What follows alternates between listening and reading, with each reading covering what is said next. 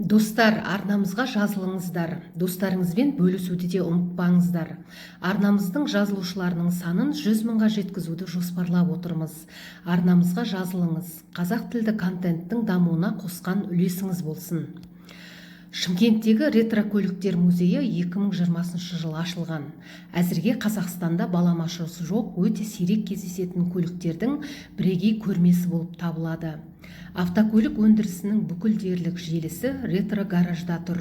Мұнда өткен ғасырдың басында және Кеңес одағының соңғы жылдарында шығарылған көліктер топтастырылған. Көненің көзіндей болған көліктердің сан алуан түрі бар. Мұнда жалпы саны 26 автокөлік тұр. Көлігі кем кеңестік кезеңде талайларға қол жетпес арман болған Москвич пен Жигулидің неше атасы бар мұнда.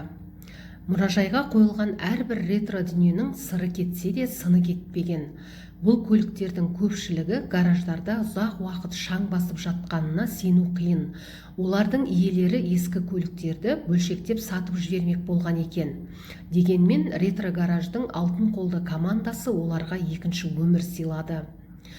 Кеңестік кезеңде әр ауылда бірдекілі үйде ғана болған Москвич 21 көлігі музейдің сәні болып тұр. 1976 жылы 818.096 дана ғана шығарылған екен.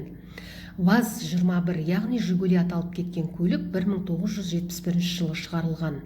Автокөлік салондарына кеңес кезеңінде хит болған киножұлдыздардың үлкейтілген портреттері қойылған. Жалпы мұнда келсеңіз, кеңес кезеңіне саяхат жасағандай боласыз. Музейдің әрбір деталіне дейін ойластырылған. Автоиндустрияның әрбір жылдарында шығарылған көліктер сол заманның тренді болғаны сөзсіз. Расында ол кездерде көлік алу қол жетпес арман болатын талайларға. Кезекке тұрып 7000 сомға көлік алған адам нағыз бақытты адам саналатын ол кездері. Көлік түгілі теледидардың өзі қат болған заман бүгінгілерге ертегі сияқты көрінуі де мүмкін. Кейініректе автокөліктер қатарын толықтырған Нива мен Запорожец көлігі де бар мұнда. Жақында ғана ретро-гаражға қойылған көліктердің кейбірінің тарихы әлі жазыла қоймапты. Мұнда Форд, Паккарт, Победа, ЗАЗ көліктері жуырда ғана жеткізілген. Мұнда тұрған Паккарт көлігін кезінде тек президенттер мен атақты адамдар ғана мінген. Әсіресе Паккарт автокөлік тарихында өшпес із қалдырған. Бұл 1899 жылы автоиндустрия жұлдызы болған көлік. ТМД-ның әр түкпірінен жиналған көліктерге реставрация жасау үшін 8 ай уақыт кеткен. Көліктің сирек түрлері бар.